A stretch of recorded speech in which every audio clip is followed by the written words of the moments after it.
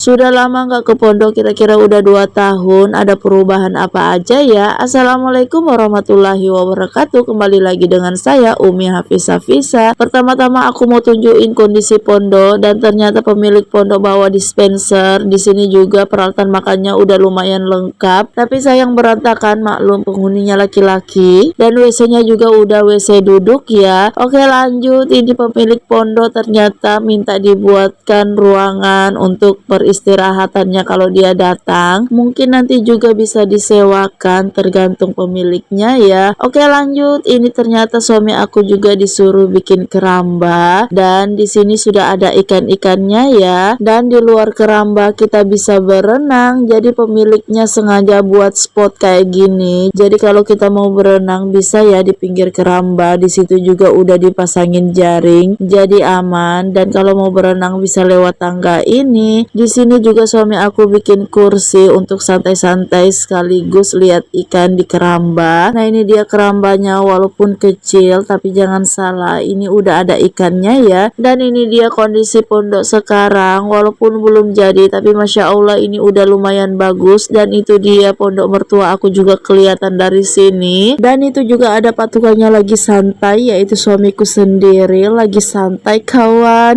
Dan ini udah lama aku keliling, waktunya aku pulang karena ada bayi ya. Dan ini juga perubahan barunya, yaitu ada jembatan. Walaupun jembatan ini belum jadi, dan ini jembatannya ngeri-ngeri sedap, tapi lumayan lah ya, kita nggak naik perahu lagi, jadi bisa nyebrang jalan kaki. Makanya aku bisa kesini karena sudah ada jembatan. Next time aku kesini lagi bawa bayi aku kalau udah jadi ya, dan kalau pemiliknya nggak datang.